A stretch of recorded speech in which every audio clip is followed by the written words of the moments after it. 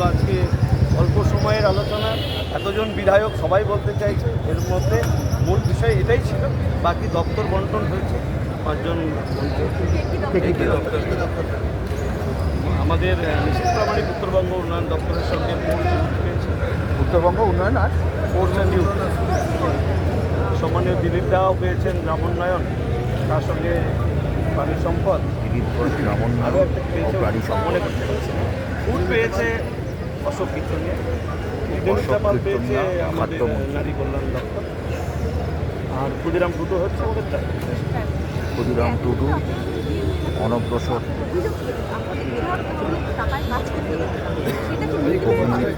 এবার তো মিটবে, শুধু আমাদের মিটবে না, সবার সমস্যা যেন মেটে সেই নির্দেশ দেওয়া হয়েছে।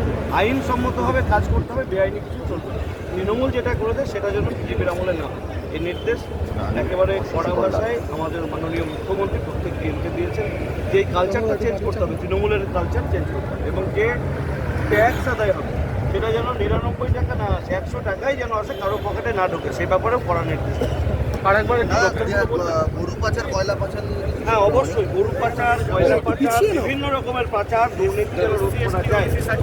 প্রত্যেকটা ক্ষেত্রে যত দুর্নীতি হচ্ছে, দুর্নীতি বন্ধ করতে হবে এক কথায়। এই নির্দেশ দত্তহীন ভাষায় কোনো সময়সীমা কি দেওয়া হলো? অবশ্যই 1 মাসের মধ্যে আবার মিটিং ডাকবে। যদি ডিএমরা এই কাজ করতে ব্যর্থ হয়, কেন ব্যর্থ হয়েছে সেটা আবার এমএলএদের নিয়ে, ডিএমদের নিয়ে 1 মাস পরে আবার মিটিং।